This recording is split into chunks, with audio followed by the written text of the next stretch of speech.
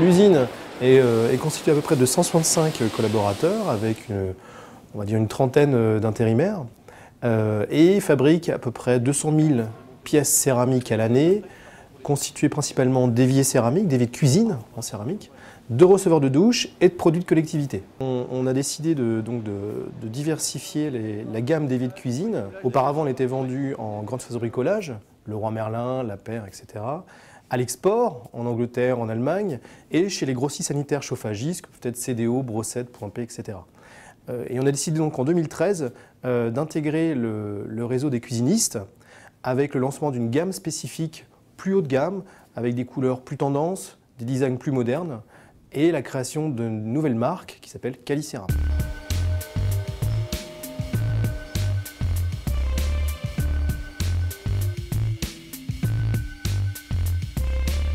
On part d'un mélange d'argile avec des argiles cuites et broyées, qui font une pâte qu'on appelle la barbotine. D'accord ?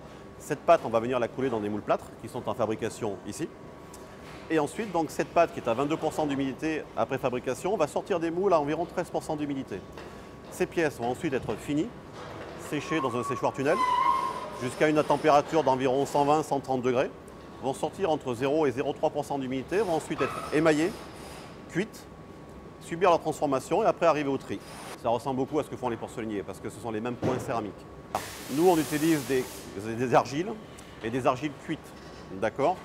Donc c'est une matière qui est plus dense et qui aussi utilise un squelette céramique qui permet d'avoir un retrait moins important et ce qui va nous permettre aussi de faire des pièces de grande dimension.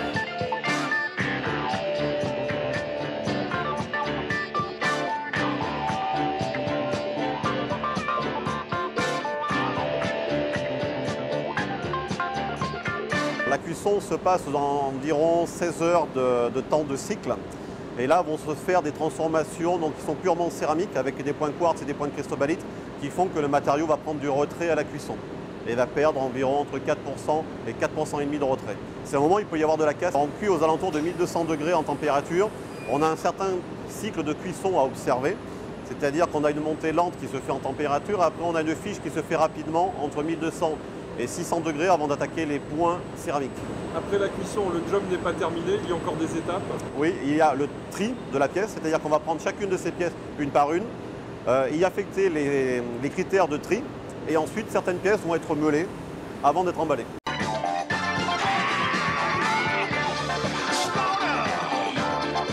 Alors c'est la fin, là ici on est dans la scène du tri. Donc ici ce qu'on va faire, c'est qu'on va prendre chacune des pièces et on va appliquer les critères donc, dimensionnels et d'aspect des pièces, des critères qui ont été choisis avec les clients.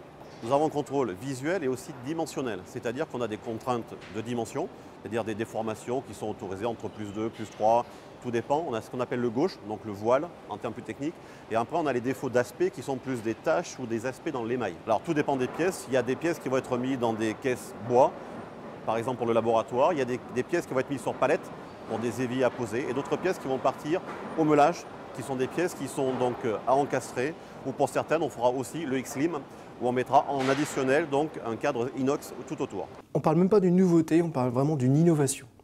Puisque là, nous avons donc un peu les avantages de la céramique, qui reste la facilité d'entretien, la haute résistance au choc, grâce à nos technologies de grès plein, puisqu'elle résiste donc à la chute d'une cocotte minute de 8 kg à 15 cm de hauteur, la résistance à la chaleur, les couleurs ne blanchissent pas dans le temps, la résistance aux rayures.